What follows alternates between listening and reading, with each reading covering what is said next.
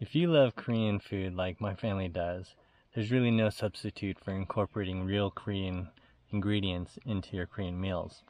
Some of our favorite Korean vegetables include gyeonip, hobak, and mu, and of course pechu. When we lived in LA, we were probably just a quick 30-minute drive from probably a dozen different Korean supermarkets. But now that we're living in Vermont, it's about a 2-hour drive out to the nearest Korean supermarket, so that's a 4-hour round-trip drive just to get some real Korean ingredients. So it's more important than ever for us to be able to grow our own Korean vegetables. The last time I was in LA, I went with my mom to a Korean nursery where they sold seeds for Korean vegetables, and so we got some packets that we brought out to Vermont and we planted them in our garden. We want to show you how those are going. Okay, this is our vegetable garden. It consists of 5 raised beds as well as a couple of no-till beds off to the right-hand side, which are currently out of view. And this bed here, this is the one that currently has our perilla leaves. And these plants are still fairly young. I think when they're fully grown, they should be somewhere between 2 and 3 feet tall and hopefully be fairly bushy with leaves. But these are the leaves that we harvest. We use them to wrap rice and meat and add a little bit of samjang, which is a fermented bean paste. And it's just a great way to enhance a Korean meal with some additional greens and some different flavors. The flavor of gyeonip is really quite unlike any other green that you might find in an American supermarket. So if you're not growing this yourself or you're not buying this from a Korean supermarket, you're really just not going to be able to replicate the flavors that you get from this plant. What we have in this section of the same planter is sukkat, and it is an edible chrysanthemum. And my experience with this plant is that it's used mainly as a garnish to certain spicy soups. In particular, meontang, which is a spicy fish soup. I'm sure there are other culinary uses for this vegetable, but that's my main experience with it. And like the perilla leaves, its flavor is fairly unique and hard to replicate with any other vegetable. Along this trellis we have 4 hobak plants. Hobak is a Korean squash. Its coloring is very similar to a zucchini, but the shape of it is much more round. And the flavor, I think, is much sweeter than a regular American zucchini. And it's most commonly used in one of Korea's staple meals, which is doenjang-jjigae. It's just a hearty vegetable that kind of keeps its form nicely within the soup, even if it's been boiling for a long time. Another way to have this is to saute it and season it lightly and to serve as a banchan. But the fruit of the plant is not the only part that Koreans will eat. They will also cut the leaves off, lightly steam them, and use it to wrap rice and meat and so on with their meals. It's quite delicious. Probably the most important vegetable in our garden is this pechu. In the States, you would know this by the name Napa Cabbage. It is the key ingredient in what most Koreans would consider the most important Korean side dish, and in earnest, Korea's contribution to humanity. And that, of course, is kimchi. We can actually buy Napa Cabbage at our supermarket, but it is quite expensive. It's about $2 a pound, and we usually use about 8 to 10 pounds to make 2 gallons of kimchi.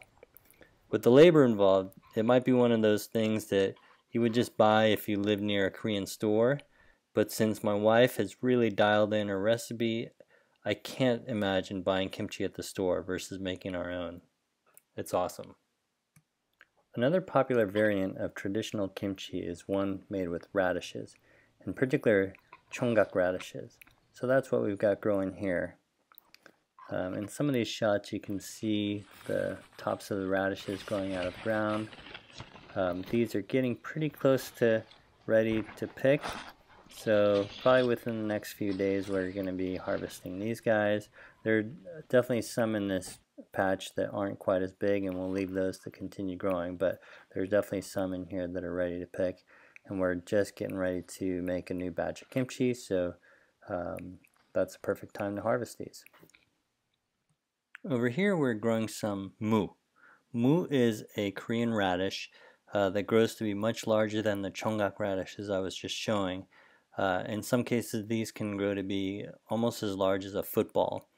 And these radishes are used to supplement the Napa cabbage or chongak radish in kimchi batches, but they can also be used on their own to make a type of kimchi called gakdagi.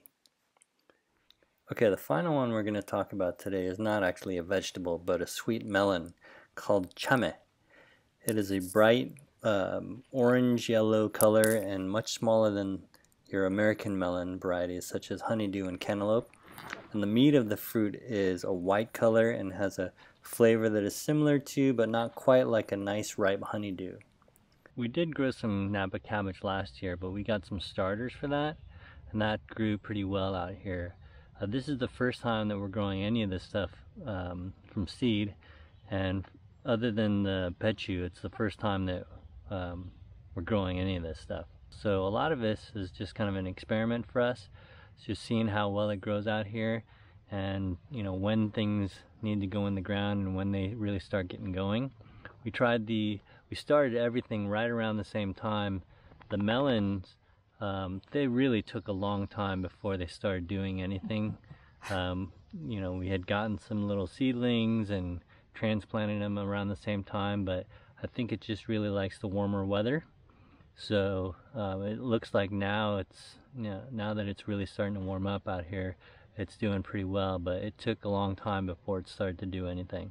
Okay, I'll just give a quick tour of the rest of our garden. Over here we've got a few different varieties of lettuce. We've got some tomato plants on this side of the trellis. There's a couple of tomatoes growing. We've got some carrots over here. We've got some Brussels sprouts growing right there. Next to that, just to the right of it, we've got some broccoli. To the right of that, we've got a few different pepper varieties. We've got jalapenos, we've got some Thai chili peppers, and we also have some shishitos. And those are coming along quite nicely. And in our final raised garden bed, we've got a couple different varieties of strawberries. What we're looking at here is a Shuksan strawberry. We've been struggling a little bit with pests, either birds or squirrels or chipmunks getting at our strawberries before they fully ripen. So it's been a bit of a challenge actually having any sort of harvest. Next to that we've got some onions, and to the right of that we've got Ozark Beauty strawberries. I want to thank you for joining me on a tour of our garden where we're growing Korean vegetables, many for the first time. It's definitely going to be an adventure for us, and if you've got any questions, please feel free to leave them in the comments, and hit subscribe, and we'll follow up with some videos on our harvest as soon as we get there. Alright, take care.